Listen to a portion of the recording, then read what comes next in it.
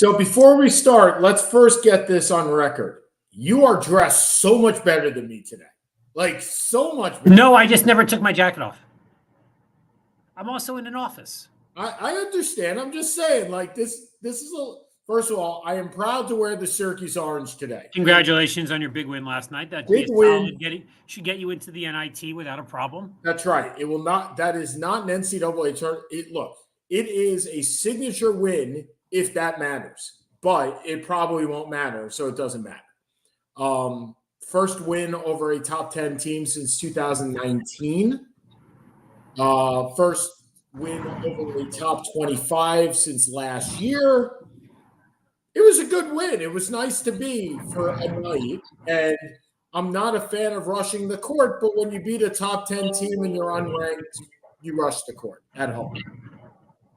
Do you agree with that? Yeah, I never have a problem with rushing the court. Well, I generally do. Like, I mean, you and I have had these discussions, right? In that rushing the court is not the best of things, right? I mean, there is a reason to rush the court and a reason not to. Or rush the field, right? You've stated this, I think, more in football than in basketball. In that rushing the field when you should win is not something you should be doing. Yes. Last night we should not have won. So you should not have won. Did you get outplayed and got lucky? I didn't see. No. Well, look, North Carolina is number 7 in the nation for a reason. We are not number 7 in the nation. We're unranked. So, I mean, 2 months ago they beat us by last month they beat us by 35 in North Carolina. I mean, last night we shot over 65% from the field. That's a pretty good day. I don't know how many teams ever shoot over 65% from the field, so I'll take it. 3 steals in the last minute by Kadir Copeland, including 2 that were play reviews. You had 2 reviews that went against North Carolina in the last minute. Again, I'll take it. But it was not a complete success as the Islanders once again lost in overtime. It is basically just an overtime. Overtime equals loss for the Islanders. But, okay, before we start on our general show, 1 killed, 9 hurt in the Chiefs parade day. Come on, people. Really? I haven't had a chance to look. Come on. Like, you're going to stop doing parades. How? Shots were fired at the end of the parade in Kansas City. That makes perfect sense, because if there's one thing we need at the end of a football parade, it's, brilliant. We're going to stop having these. I mean, you have destruction in Vancouver, right? When they lost the Stanley Cup to the Bruins. You have shots fired in Kansas City at Union Station during the parade. What? Why? Look. This is a celebratory thing. Why? Like, it goes back to the same thing. You can't have nice things. Like, you just can't have nice things. And I'm a little flabbergasted, but I shouldn't be. I mean, that's the thing. We have school shootings. We have shootings all day, all night, everywhere. Why should I be surprised by them? And so, I'm just disappointed. I guess that's the biggest thing. I'm a little disappointed. Okay, so let's go through the Super Bowl first, right? So a couple of things happened during the Super Bowl. Number 1, Travis Kelce bumping Andy Reid. Big thing, not big thing. Irrelevant. Okay. Now,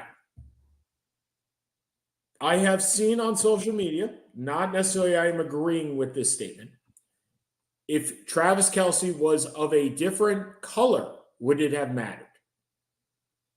I don't think so, but I don't know.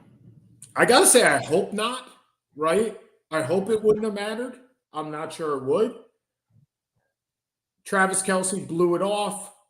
Andy Reid blew it off. They both said this is the way Travis Kelce works. If this happens to any other person but Travis Kelce being who he is, is if Odell Beckham does this, is it a big deal, Seth? There's a better question. If Odell Beckham does it to Tom Coughlin, is it a big deal? Yeah, it's probably a big deal, right? Probably. But I think it also depends on the dynamic of the relationship between the player and the coach. Okay, that's fair. I don't know if. Well, let's put it this way: if Lamar Jackson did it to John Harbaugh, I think you'd probably have the same reaction as Travis Kelce to Andy Reid. I would think so. Right? I think it's a matter of who the player is rather than who the coach is, right? So if you have a player that is known for that kind of, and I'll call it crap, right? That he likes to bring things to the forefront, that he likes to incite things. Yep. And we say this in basketball. Look, Benny Williams got dismissed from Syracuse because he basically shoulder bumped Adrian Autry. I didn't know that. Yeah, that was the last straw. That was the last straw. He went past him and he just threw a shoulder into him. Classy. Yeah, classy Freddie Blassie, right? And so I think you're right. I think it does depend on who the player is. Not necessarily the coach so much, but who the player is and what kind of reputation that player might have. Yeah, I agree. Kelce has never been in the spotlight for bad, only the spotlight for good. Probably. Yeah. Yeah. Okay. So that's number one. Too much or too little Taylor Swift? Never even paid attention to her. I was fine with it. I didn't care. 54 seconds. That was the total amount she was shown? Total amount that she was shown the entire Super Bowl. 54 seconds. She wasn't even shown chugging a beer. You had to go online to find that, which was kind of awesome that she was chugging a beer. Good for her. Somebody equated this to when the Giants were playing and John Bon Jovi was shown over and over and over again and said nobody had a problem then, so why should they have a problem now? I agree with that statement wholeheartedly. If nothing else, this brings you – so, Seth, is your daughter Morgan a Taylor Swift fan? You're too young. She knows some of the songs. She sings along. She still had she was happy to see Taylor Swift when she popped up, but otherwise she wanted to watch Creature Cases. Okay, so if you said next year, let's presume Taylor Swift and Travis Kelce are an item, and you said next year that you were watching the Chiefs versus, I don't know, let's say the Raiders. Mm-hmm. Your daughter be more apt to watch that game because Taylor Swift was there. No, she still hates football. Okay. I will say that this was the most watched Super Bowl in history. Yes. This was, look, demographic wise, you can't tell how many eyeballs there are of different sexes, but I would venture to say that there were more women watching this game than ever before as well. Yes, I would agree. Right? Roger Goodell's in heaven. This is exactly what he wants. Yep. I'm not sure if this commercial was actually on TV during the Super Bowl, but I saw it later. It was for a healthcare, and the girl is wearing a number. The father gives the girl a number 13 jersey while he's watching the Chiefs, and it doesn't say Travis Kelce, and it doesn't say Taylor Swift. But he's got the bracelets. Bracelet. Right? He's got like 6 bracelets on his left arm. He's watching football. He goes upstairs and gives his daughter a number 13 jersey, red and white, and she comes downstairs and watches football with him. And he's got the biggest smile on his face. And I'm kind of like, yes. And my cousin, I have many cousins. I was in Arizona this past week, 2 weeks ago, and I had a conversation with one of my cousin's husbands who says, look, I brought my daughter to a Chiefs game, and she watched the Chiefs game, and now all she wants to do is watch football. He's like, I should have known this 10 years ago. I would have found some other team that would have had some pop star. And the look on his face was priceless, right? He has something to bond with his child on Sundays. Roger Goodell's in heaven. Roger Goodell can only hope that this keeps going. And truth be told, there's nothing wrong with that. She makes the game a little bit more fun. She does. She makes it more entertaining. I am actually surprised she wasn't on the field with Usher. That I would have liked to have seen. Double standard. Usher has his shirt off. Janet Jackson has a nipple off. Not quite sure it's the same thing. I didn't need to see Usher with his shirt off. I really just It wasn't for you, man. It wasn't for you. Oh, I get it, but I'm just saying, like, that was. Did you like the halftime show? I love Ludacris in it. Like at the end, I was a big fan of that. Yeah, no, I was with our friend Nabate. He thought it was one of the best halftime shows ever. It's not my music. Like it's just, I mean, he's incredibly talented. It's just not my music. I knew one song. I know, yeah. That's about all I got.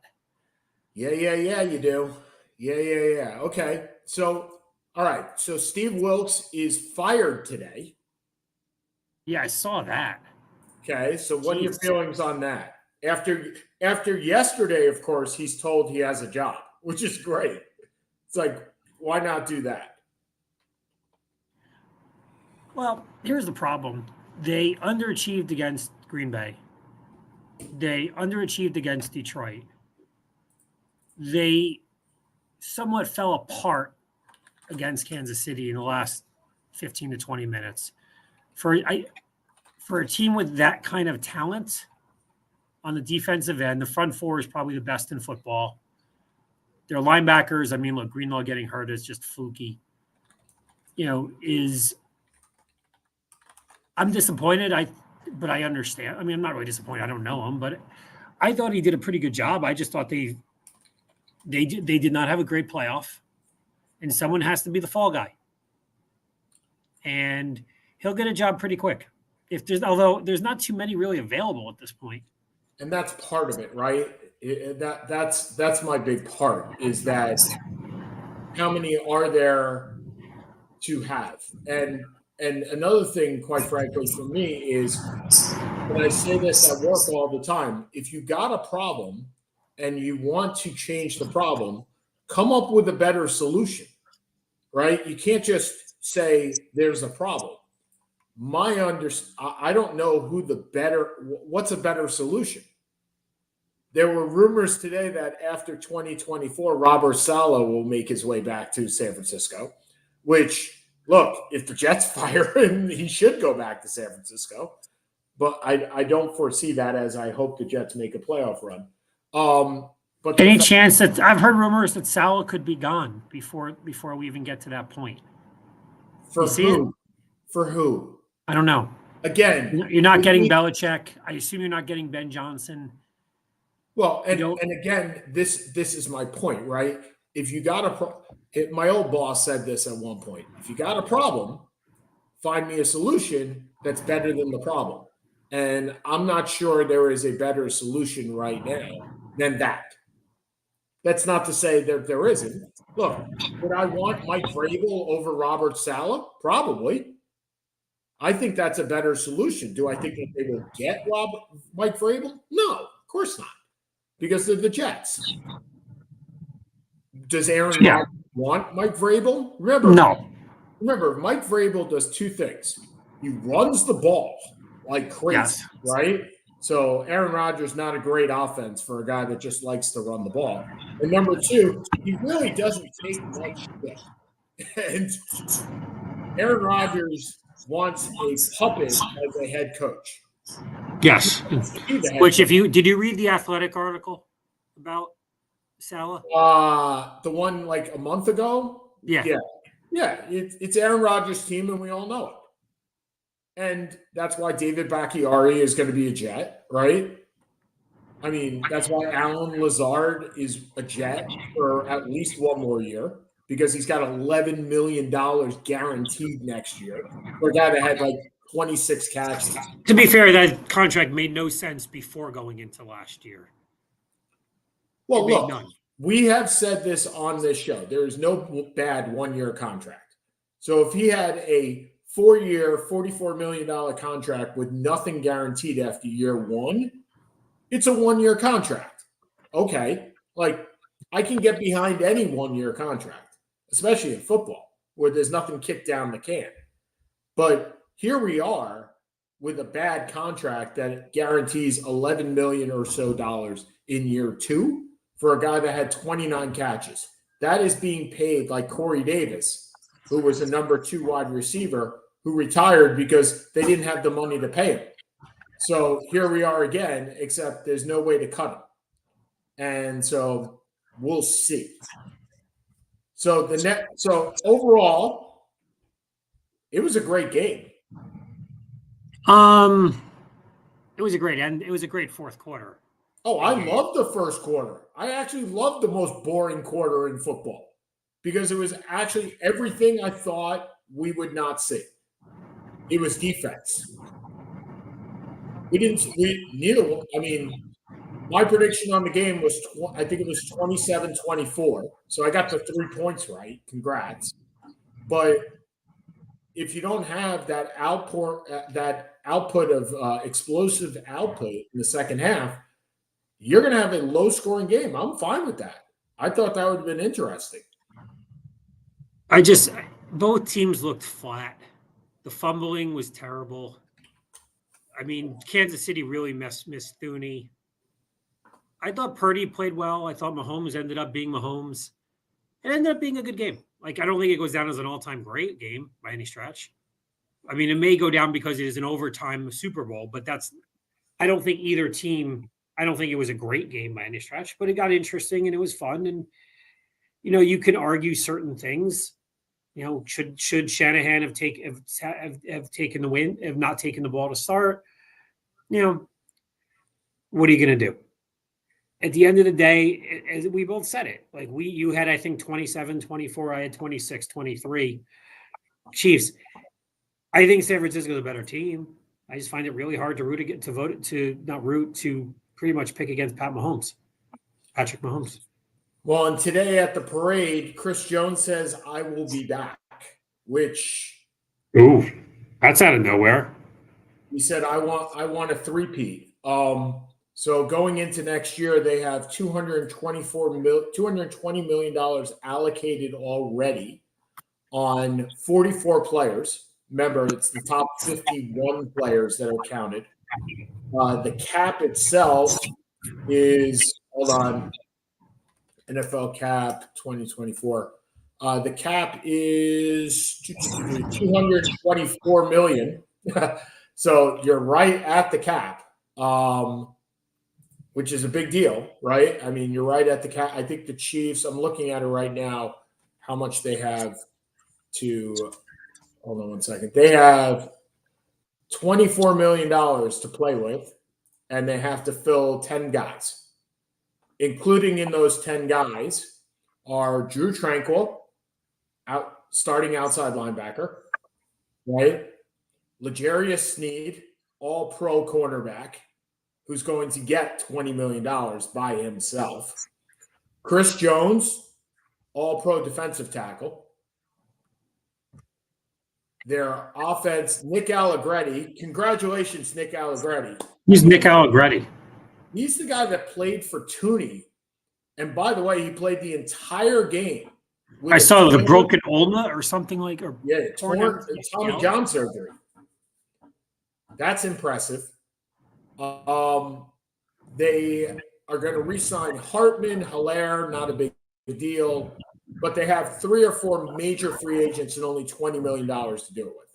So, who are the cut casualties? Oh, well, Jawan Taylor with his $24 million salary. So Thuney earns 26 and Jawan Taylor earns 24. They have if they cut him after this year, they ain't doing that. That's a $34 million cap hit. Woo! Yeah. So they're going to have to restructure and add some years. But we got a couple of guys. Even Chris Jones is dead cap is $5 million for next year. He's already counting $5 million. He's not even on the cap. So they got some work to do. Dynasty, though, yes? Yeah. Dynasty. 3 in 5 years, three Super Bowl wins and a runner-up in 5 years.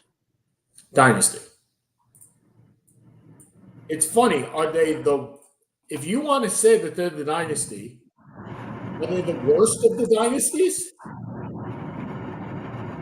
Well, who are the dynasty? The Steelers, the Cowboys, right? Okay, the Cowboys are 3 in 4 years. The Steelers are 4 and 6. So the Steelers, the Cowboys, the Packers, the original Packers. Yeah. You win the first 2 Super Bowls, you're probably a dynasty. And the Patriots and the Chiefs. You got 5 dynasties, right? Give or take. Yeah. Give or take. Well, actually 6, because you could say that the Patriots were twice a dynasty. Right? The first 10 and I mean, 3 and 4 years, and then 3 and 6 years, kind of. Yeah. So maybe the second iteration of the Patriots was worse than these Chiefs, but that's it. The difference is this dynasty is not over, so we don't know where this goes a year for the next 2 to 3 years. Correct. Could they go back? Is anyone going to pick against them to go back to the Super Bowl? Probably not. Well, they actually are not the favorite. As per Vegas, they are not the favorite. The Niners are the favorite. Yep. Would you pick against them next year going in? Would I pick against who? The Chiefs. No. I mean, Chiefs schedule. Chiefs play next year. Oh, they're out of conference schedule. They play the Falcons, the Panthers, the Saints. They play the NFC West. This NFC South. They play the AFC Central. So they play the Texans, the Bengals, okay, so the they're playing Ravens. easy. Okay, this is easy. Okay. Yeah, so they play the Steelers, probably a win, right? Oh no, that's a pregame. That's preseason. So they open with a team determined. They play the Falcons, the Panthers, the Browns, the Broncos. The Broncos obviously twice, the Chargers twice, the Raiders twice, the Ravens, the Bengals, the Bucks, the Bills, the Texans, and they actually play the Niners. They play the Niners at San Francisco. So not a great schedule, but if you're going to play a team, if you're going to play a division, the south of the NFC ain't that bad. No. Not bad at all. Then the 49ers, hold on, the 49ers play who? The 49ers play the AFC East, it looks like. Yep, they play the AFC East. So the Bills, the Jets, the Patriots, and the Dolphins. And they play the Jets in New England at home and the Bills and Miami on the road. Okay. So overall, not bad. I will tell you, I feel incredibly bad for Dre Greenlaw. Like that guy, I was like, come on. It was terrible. And so he's got a $9 million cap hit for next year. They can get out of it with a $2 million dead cap. That would be awful. Like I'd hate this. I think they're going to keep him. All indications are that they will, but hell, if you're against the cap, that's what happens. Right now, the Niners have $273 million cap hits. Remember, it's 224. They're $50 million above. They're free, and they have Purdy at $1 million. By the way, they can't extend him for another year. Their free agents are Ray McLeod, Chris Conley, Juwan Jenkins, 3. Brandon Ayuk is a free agent. Yep. On the defensive line, Chase Young, Javon Kinlaw, Clellion Ferrell, and Randy Gregory on the Randy Gregory as a linebacker. So their defense is going to need some, right? I mean, so maybe Greenlaw goes, maybe he stays. Not really sure with regards to that. Okay. So what else are I going to talk about? Sorry. So we have the NBA trade deadline was last week. Congratulations. Yeah. It was the first time. Look, as a New York fan in general, as a New York fan that is the redheaded stepchildren New York fan, as opposed to you being the big brother fan, you look at trades and say, okay, good deal. I mean, I think that's probably your MO for most of the time. You look at a trade and you're like, yeah, they could have done better. They could have done worse, but you're never really going WTF, right? I mean, and as a Knicks fan, I'm always saying WTF because every trade that the Knicks have made in the last 20 years, I've basically gone, well, why couldn't they just have waited and gotten him, right? Because going back to our favorite player of Carmelo Anthony, that certainly could have happened.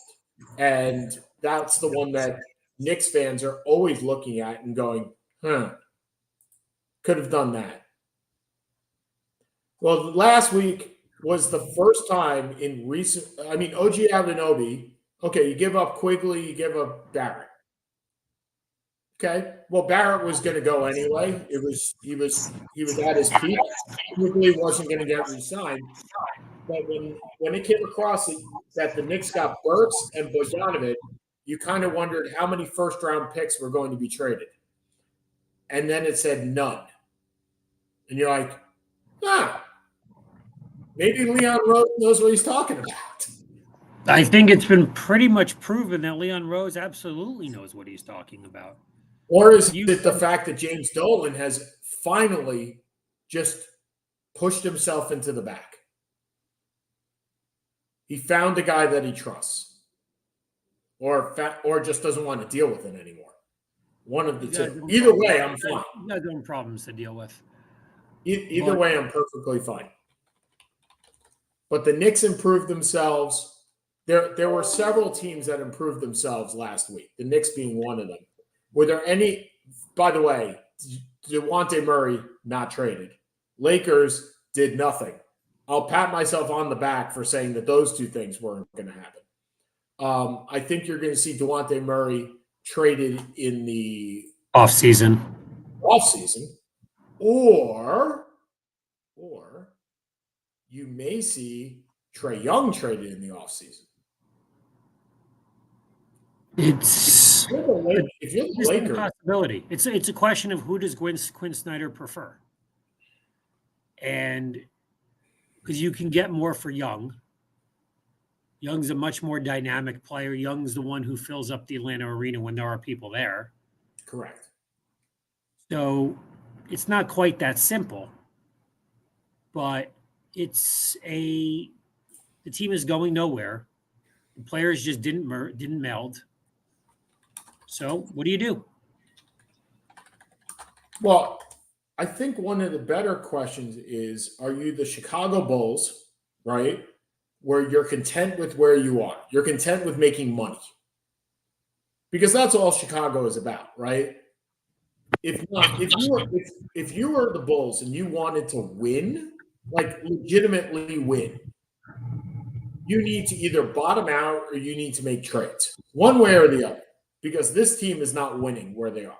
They are stuck in absolute purgatory with DeMar DeRozan, Nikolai Vucevic, Alex Caruso, Kobe White. They are just there. There's no ceiling on that team. Play-in? I can't hear you. What'd you say? What's the ceiling on the Chicago Bulls? Play-in. Maybe the 6th seed? Okay, so play-in, right? Between 8 and 10. That's 7, 8, 9, and 10. That's the ceiling. What's the ceiling on the Hawks? Play-in. Okay. Well, No, they have more. No, I think right now it's the plan because they just have not figured out a way to merge. They have Right. not figured out a way to play together. So I guess my question to you is their ceiling greater trading Trae Young or trading DeJounte Murray? Depends what you get. Let's Do you say think you're get getting the same first for round both? picks. It doesn't matter. You're not getting players. Let's say you're getting dumps and first round picks. You're bottoming out. Is your ceiling better building with Trae Young or building with DeJounte Murray? Probably with Trae Young. See, and I would disagree because Trae Young, who's the best comparable to Trae Young? I got somebody in mind, so I want to Are see. you talking that plays now or back Nope. forever today? Nope, forever. Tiny Archibald? Correct. Tiny Archibald ever win? Yes. Right. Did Tiny Archibald ever win by himself as the number one? No. No. Tiny Archibald won later in his career when he deferred, right? He wasn't Yes. the guy. Okay. Do you believe Trae Young could be the best player on a championship team? No. Do you believe he can even be the second best player on a championship team? Yes. Okay. I'm not sure I even go there. Because if he's the second best player on a championship team, he's probably taking 15 to 20 shots a game. And he's probably playing 35 to 40 minutes. And his defensive liabilities are not there. His defensive capabilities are not there. So I don't and he's earning $40 million. That's why you trade him. Right. Well, the best team that he could go to is the one that wanted DeJounte Murray. The Lakers. Exactly. Because they can hide him with Anthony Davis. And they can hide him with defense. Now, does he spread the floor? No, not at all. Because he wants to clog the lane. But if he would be that third option and just spot up, he's got the range, right? He just has to take a step back and understand that's how you win. There's no. It's also difficult when you're being doubled most of the time. He's not going to have that issue with the Lakers. You think he's still doubled most of the time with that Hawks team? Yeah. I mean, to be fair, I don't watch them that much. Well, to be fair, nobody watches them that much. That's the point, because they're not very good. That team is going in neutral. That team is where they are. They don't have a lot of picks. They traded away most of them to San Antonio, which haven't even conveyed yet, Seth. They convey in the next 4 years. So they need to make a blow-up trade. And I think that's Trae Young. Now, how many teams can take on a Trae Young? That's another story. I don't know. And who's willing to give up? What are you willing to give up to get Trae Young? Well, the one thing I'm hoping is that the Knicks with Jalen Brunson are now out of the Trae Young. I would assume they are. Right?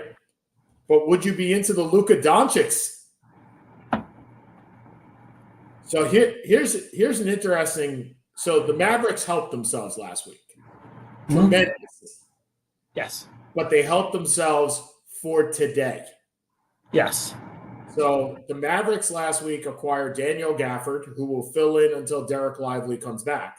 And even then will be a solid backup. He actually put up like 20 and 16. He did like 17 and 17 his first game. Yeah, he had a monster day. They also picked up PJ Washington, who you could say is the better than Grant Williams, right? Maybe. Grant Williams, to be fair, just didn't play very well this year. Right, and he didn't work out in that system no matter what. For some reason. He's actually the rare guy who probably doesn't mind going to Charlotte because I think he's from there. He is. So, exactly. So, but they don't control. So, their draft pick compensation over the next, I don't know, 5-6 years is like nothing. Right. Once Luka's gone, they have nothing. Well, if Luka leaves, his contract is over. Let me rephrase. Well, if he demands a trade after this year, they have they've traded their 2024 to the Knicks. Their 2025 is theirs. Their 2025 is theirs. Their 2026 is theirs. Their 2027 is gone. Their 28 is a swap. Oh, 2028 is theirs. 2029 is Brooklyn's. 2030 is a swap with San Antonio. I mean, they're out. And Luka's contract's up in, I believe, in 2 years. After 25. Yeah. Yeah. And that's not good. So is Kyrie's. And they have a 3-year, this is their 3-year window. But is it even a 3-year? Because if Luka says I'm going to opt out after next, I'm not going to re-sign at the end of this year. Let's presume right now they are in the play-in. They're number set. They're 7th, but they can go out in the first round. They may not make it out of the play-in.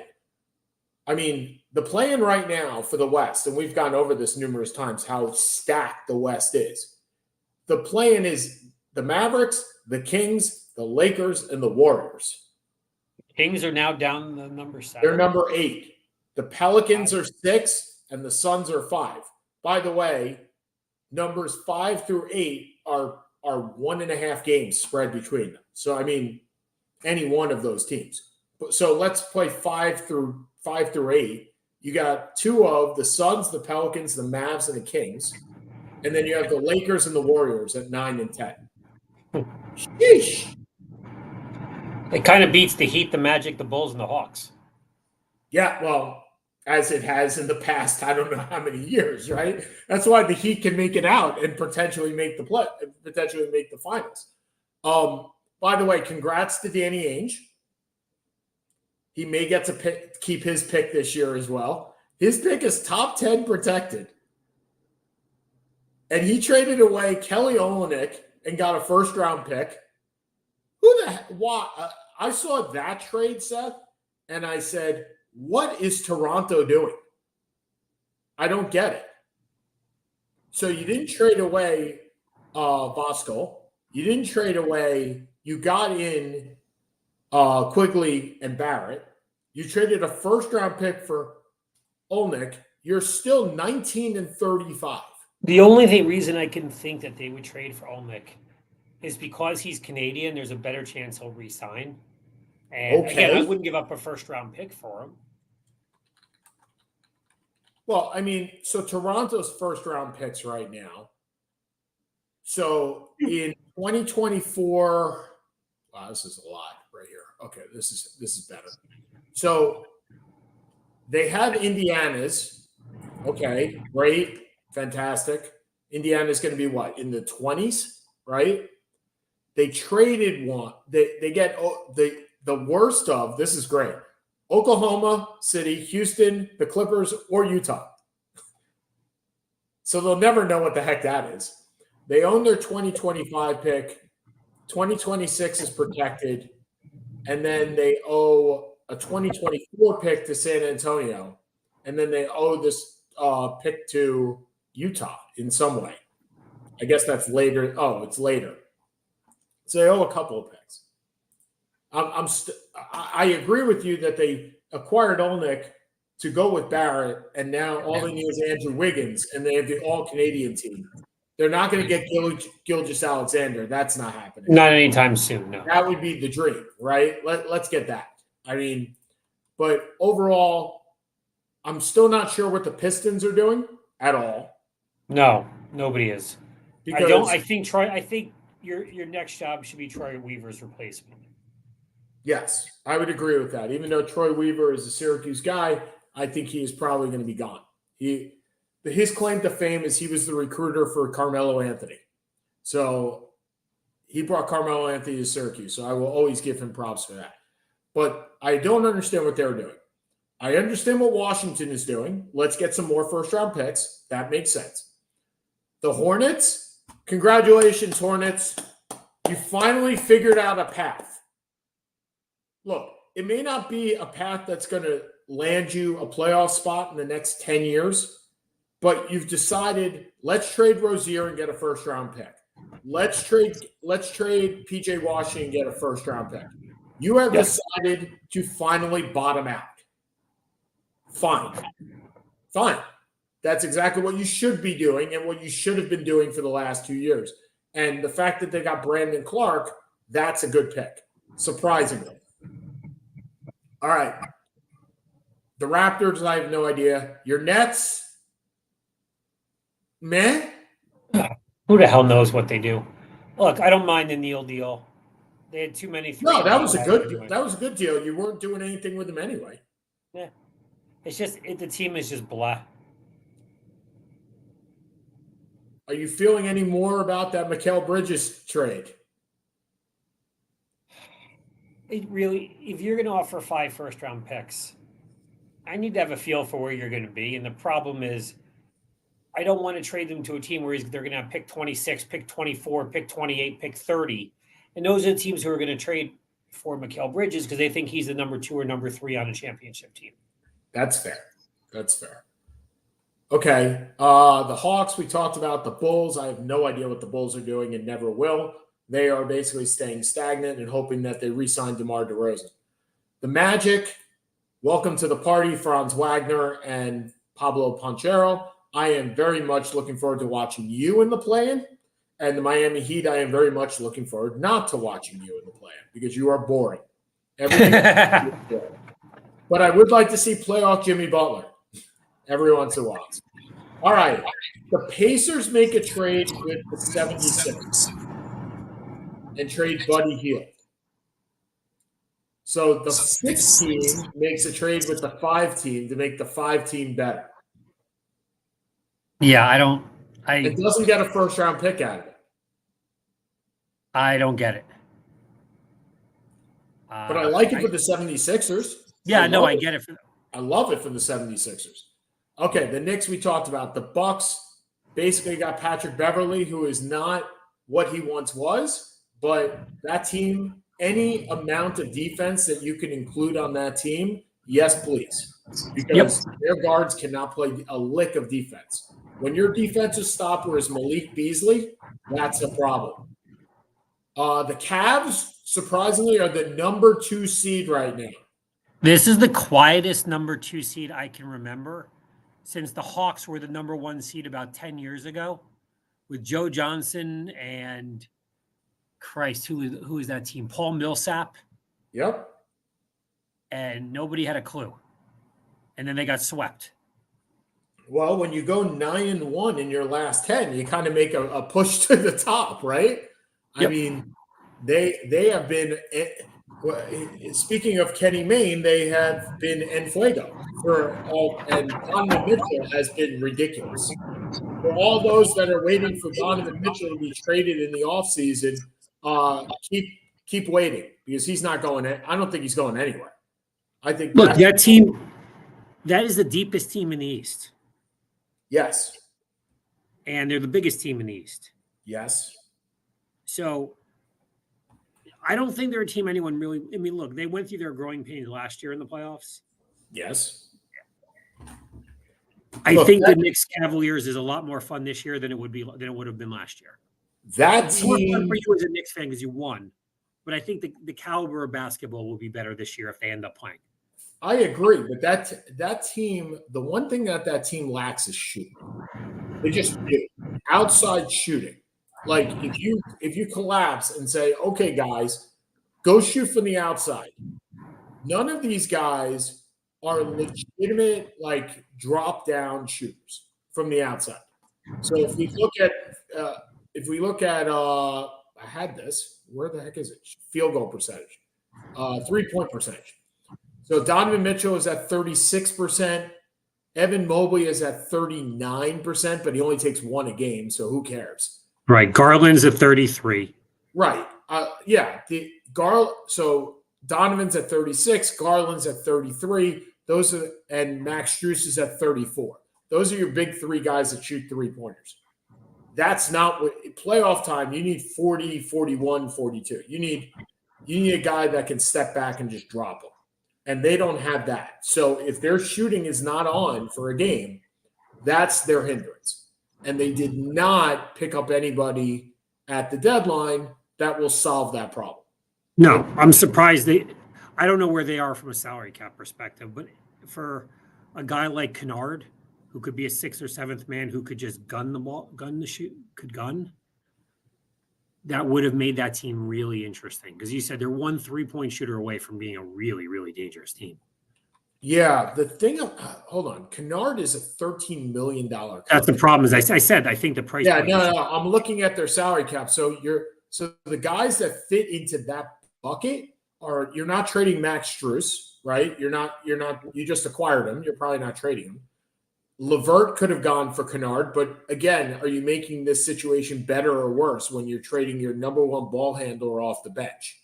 Because that's what he is. And then after that, you got Jared Allen at 20. If you go below them, they're all rookie deals. You got Okoro at 9, Mobley at 9, George Niang at 8, Dean Wade at 8. They got a lot of $8 million guys. They don't have a lot that you could actually sub in and out. So that's the problem with a guy like Kennard. They needed a guy in the 8 range, and you find a drop dead shooter in the 8 range, you can come and talk to me, because I'd like it. I think every team would like one of those. Agreed. I mean, because throwing Amani Bates in the trade ain't gonna make Craig Hodges walk through that door. No, and the other thing is Buddy Hield, right? Buddy Hield would have been perfect for this team. Buddy Hield would have been out. But again, who are you trading? You're not trading Levert, and you're not trading Allen. And truth be told, neither one. Well, Allen, everybody would want Jared Allen, but I don't think the Pacers want Karis LeVert. I think that's just another problem. Didn't they have Karis LeVert? They did. Everybody's had Karis LeVert. Everybody's had Karis LeVert. I mean, the question: okay. the Nets had so many 3-and-D guys. Maybe a Finney Smith would have been a decent fit, but he's not shooting the way he used to either. So and that's also another $11 to $12 million player. Those are not small players. If you look at the Celtics made one deal. They got Jaden Springer. I love it for them. They made another deal. They made another deal, I thought. Oh, and Xavier Tillman. Sorry, that was which I very much liked because we talked about. That was the day before. That was when we had the show. At the deadline, they made one deal with Jaden Springer, and he is a lockdown defender. He's a guy that I could see in the playoffs when the Knicks, hopefully, are playing the Celtics in the conference finals, and Brunson's going off, and Manzola just says to Jaden Springer, "Go get him. That's it. That's your job. I don't need you to play any offense. I just need you to be that guy," right? He is the equivalent for the Celtics of Patrick Beverley. Not great offense. In fact, if you get any offense out of him, it's a positive. He is a complete lockdown defender. And in fact, if you look at his regular season, he's shooting 21.6% from the three-point line and 39% from the field. That's not going to get it done. But for the Celtics, you don't need that. You just don't. You just – okay. All right, we'll talk about the West next week. I wanted to go through the NFL Hall of Fame selections. Okay, 2024. I get look, this may be a horrible take, and I get that. I don't think Steve McMichael is a Hall of Famer. I don't either. Maybe I'm the guy, right? Look, I get the story, and the story is fantastic, right? He gets into the Hall of Fame. He's on his deathbed. I get the ALS. If you have not watched the 10-minute story on ESPN, it's pretty amazing. Yeah. And if you didn't cry, you're not human. I mean, seriously, it was that touching what his wife has done to keep him alive through this ordeal. That being said, still don't believe he's a Hall of Famer. No. Never. Seasons with 8 sacks or just 4 defensive tackles. Oh, he was a defensive tackle. The sacks are a little less. Well, and that's what they're saying. There are just 4 defensive tackles to have more seasons like that. John Randall, Alan Page, and Alex Karras, along with Aaron Donald. Yeah. And they're all Hall of Famers. Well, is Karras a Hall of Famer? Yep. Okay. Oh, yeah. So, but maybe I'm just missing it. and it might be that there's only so many from one team that you can put in the Hall of Fame.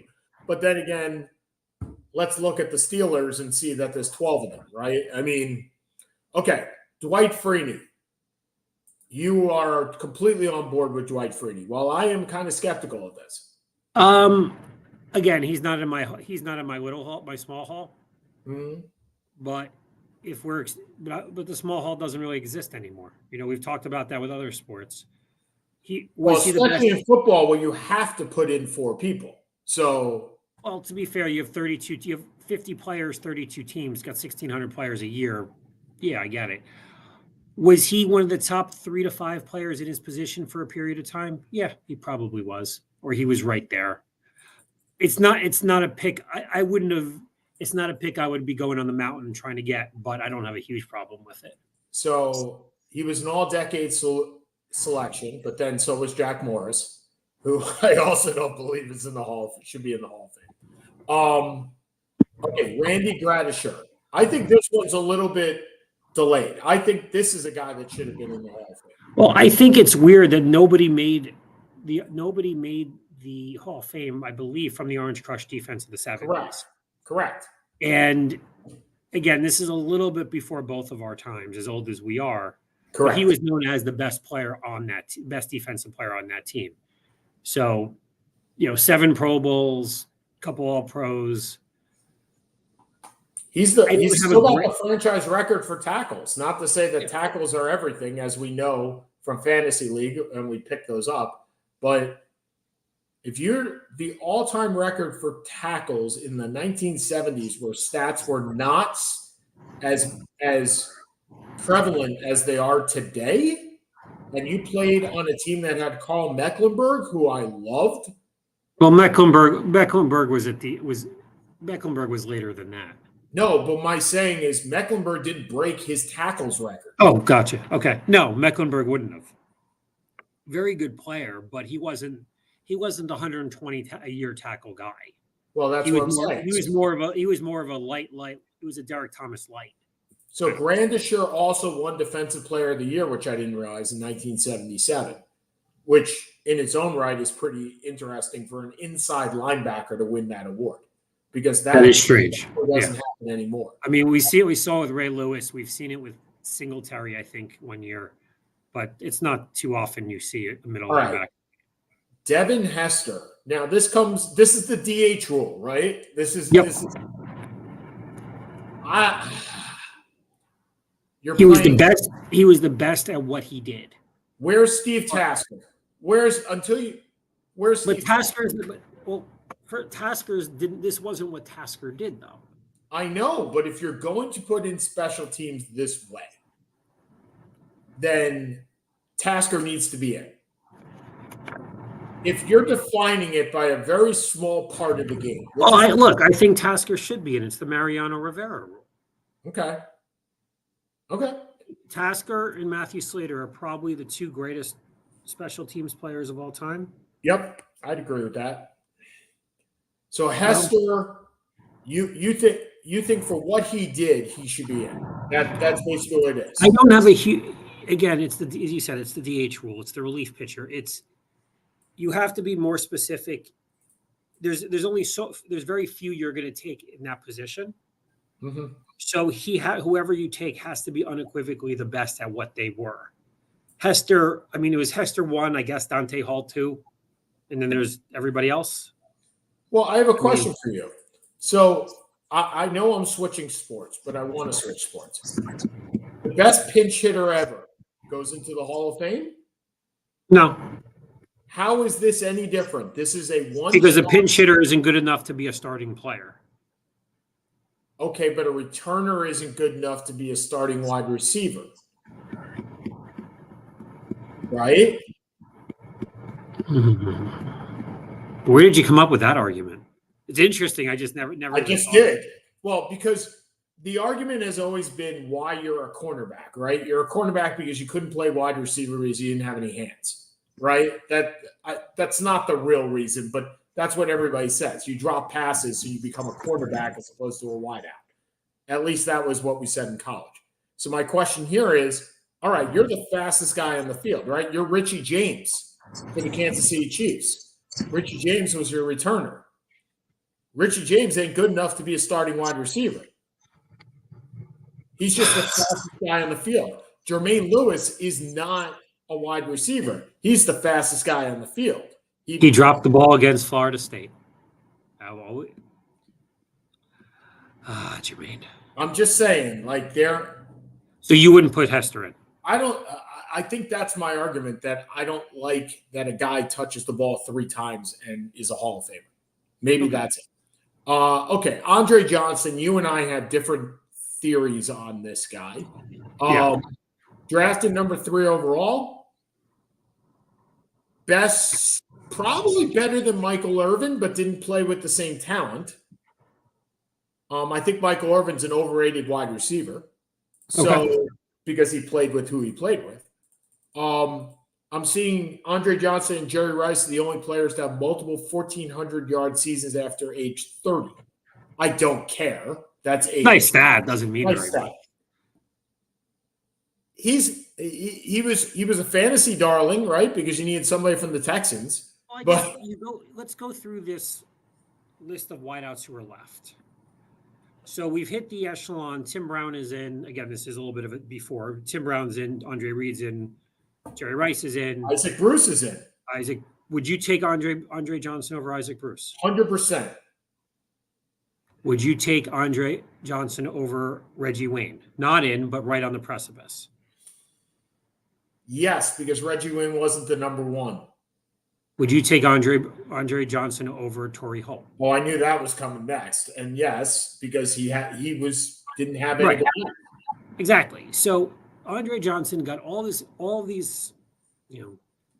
was a bunch of years with 1,500, a bunch of years with 1,000, with no help. Okay, I got it, and he's the best of those. Is he a top 20 wide receiver of all time? I'm not sure. I'd have to go down and list them. He may be. Okay, we got a couple more minutes. I think we're both on the same page as Julius Peppers, right? Yeah. Really revolutionized that spot. The basketball player that becomes the defensive end. Because since then, we've seen lots of other teams do. Ironically, probably the other person they expected that could have gotten in this year was another guy who did that, in Antonio Gates, and he didn't even make. He was the precursor. Him and Peppers were the 2 precursors for all this. Antonio Gates was suspended for PEDs. I think that will haunt him for a couple of seasons. All right, Patrick Willis is the Terrell Davis of defense. Yep, 8 years, 7 Pro Bowls, 5 All Pros. Yep, that and then got hurt. It's not like he just left because he left. Yes, he left because he got hurt. Okay, I'm totally on board with Patrick Willis. 174 tackles, and a first-team All-Pro in his rookie year. Woo! Right? I mean, that's basically what you go. Woo! Yeah, he is the precursor to Fred Warner. He is the precursor to, I mean, him and Ray Lewis were the best at that time. So totally give him. Okay, next week we'll go through the NBA West because we didn't really get to that today. And where we see that, we have the NHL is somewhere, and we'll go through that. Baseball, pitchers and catchers are on report. I know, you don't care until August. I get it. Okay, we'll go through a little. Well, no, I do care because typically when their season starts is kind of near the end of my busy season. So that's why I care. Spring training is just starting, my friend. I know. For Seth, I'm Sean Palmer. We'll talk to you guys next week. Have a good one, everybody. See you.